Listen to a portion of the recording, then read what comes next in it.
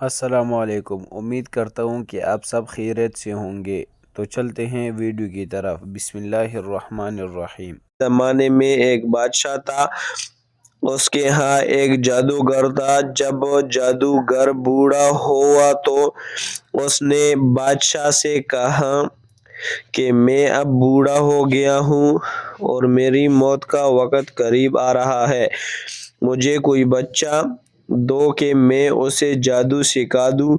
چنانچہ ایک ذہین بچے لڑکے کو وہ تعلیم دینے لگا۔ لڑکا اس کے ہاں جاتا تو راستے میں ایک راہب کا گھر پڑتا، جہاں وہ عبادت اور وعظ نصیحت میں مشغول ہوتا۔ یہ بھی کھڑا ہو جاتا اور اس کے طریقہ عبادت کو دیکھتا اور سنتے آتے جاتے یہاں رک جایا کرتا تھا۔ جادوگر بھی مرتا اور باپ بھی، کیونکہ وہاں وہ دیر سے پہنچتا اور یہاں بھی دیر سے آتا۔ ایک دن بچے نے راہب کے سامنے یہ شکایت پیش کی کہ راہب نے کہا، جب جادوگر تم سے پوچھے کہ کیوں دیر ہو گئی تو کہنا کہ گھر والوں نے روک لیا تھا، گھر والوں بگڑے تو کہنا کہ جادوگر نے روک لیا تھا۔ یوں ہی ایک زمانہ گزر گیا کہ ایک طرف تو وہ جادو سیکھتا تھا اور دوسری طرف کلام اللہ اور دین اللہ سیکھتا تھا۔ ایک دن یہ دیکھتا ہے کہ راستے میں ایک زبردست ہیبتناک سانپ پڑا ہے، جس نے لوگوں کی آمد و رفت بند رکھی ہے۔ ادھر والے ادھر اور ادھر والے ادھر ہیں اور سب لوگ ادھر ادھر پریشان کھڑے ہیں۔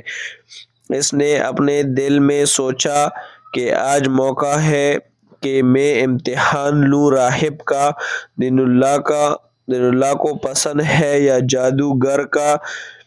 اس نے ایک پتھر اٹھا کر اور یہ کہہ کر اس پر پھینکا کہ اے اللہ، اگر تیری نزدیک راہب کا دین جادوگر کی تعلیم سے زیادہ محبوب ہے تو اس جانور کو اس پتھر سے ہلاک کر دے، تاکہ وہ لوگوں کو اس بلا سے نجات مل جائے۔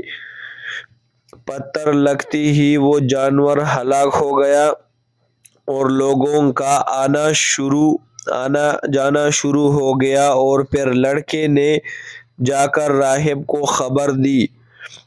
اس نے کہا، پیارے بچے، آج کے دن تو مجھ سے افضل ہے، اب اللہ کی طرف سے تیری آزمائش ہو گئی، اگر ایسا ہو تو لوگوں کو میری خبر نہ کرنا۔ اب اس بچے کے پاس حاجت مند لوگوں کا تانتا لگ گیا۔ اس کی دعا سے مادرزاداندے، کوڑی جذامی اور ہر قسم کی بیماریاں اچھی ہونے لگی۔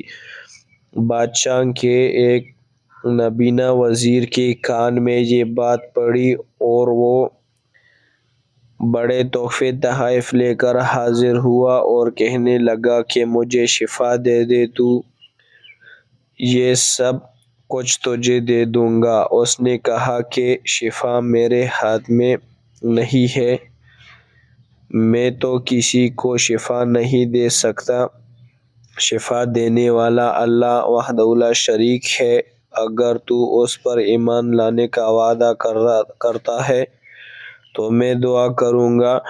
اس نے اقرار کیا۔ بچے نے اس کے لیے دعا کی، اللہ نے اسے شفا دی۔ وہ بادشاہ کے دربار میں آیا اور جس طرح اندھا ہونے پہلے کام کرتا تھا اسی طرح کام کرنے لگا۔ اس کی آنکھیں بالکل روشن تھیں۔ بادشاہ نے متعجب ہو کر پوچھا کہ تجھے آنکھیں کس نے دی؟ اس نے کہا، میرے رب نے۔ بادشاہ نے کہا، ہاں، یعنی میں نے دی ہے؟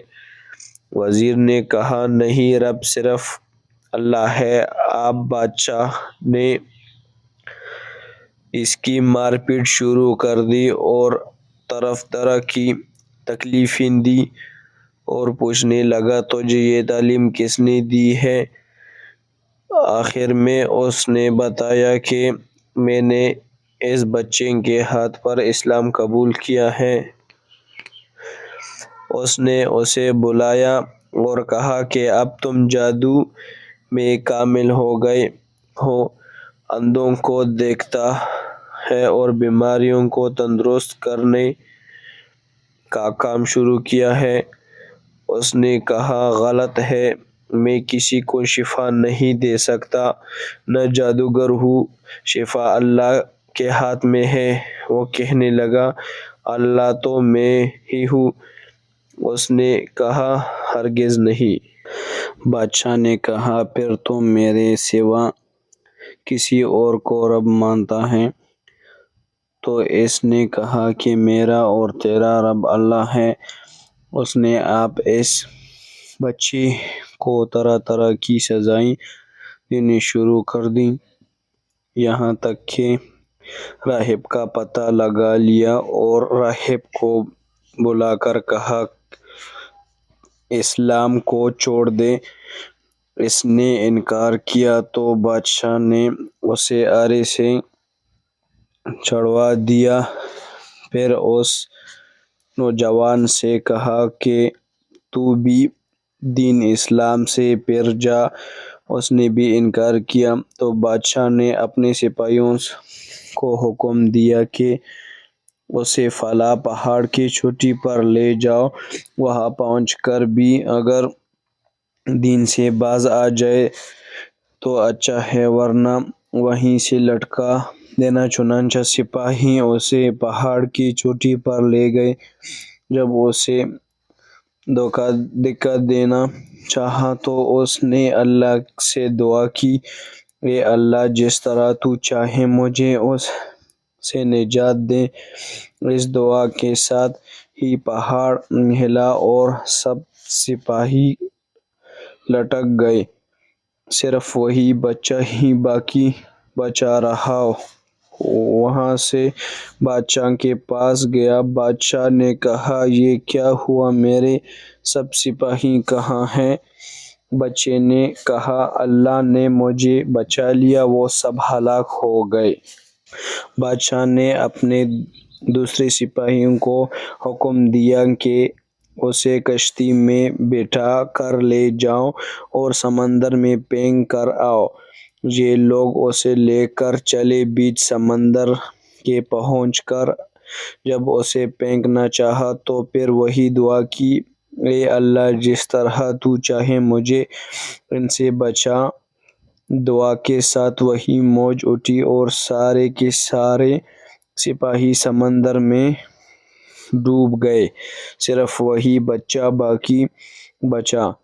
پھر وہ بادشاہ کے پاس آیا اور کہنے لگا میرے رب نے مجھے بچا لیا، اور اے بادشاہ تو چاہے کتنی تدبیریں بھی کر لے تو مجھے ہلاک نہیں کر سکتا، صرف ایک صورت میں، جس طرح میں کہوں اگر تو اس طرح کرے تو میری جان نکل سکتی ہے۔ اس بچے نے کہا تمام لوگوں کو ایک میدان میں اکٹھا کرو، پھر کھجور کے تنے پر مجھے سولی چڑھا اور میرے تیر کو میری کمان پر پڑا، اور یعنی اللہ کے نام سے جو اس بچے کا رب ہے پڑھ کر تیر میری طرف پھینک، وہ مجھے لگے گا اور میں مر جاؤں گا۔ بادشاہ نے یہی کیا، تیر بچے کی کمنی میں لگا، اس نے اپنا ہاتھ اس جگہ رکھ لیا۔ چاروں طرف سے یہ آوازیں بلند ہونے لگیں، ہم اس بچے کے رب پر ایمان لائے۔ اور یہ حال دیکھ کر بادشاہ کے ساتھی بڑے گھبراہٹ اور کہنے لگے ہم تو بچے کی ترکیب سمجھے ہی نہیں، دیکھیں اس کا اثر کیا پڑا، سب لوگ دین اسلام میں داخل ہو گئے۔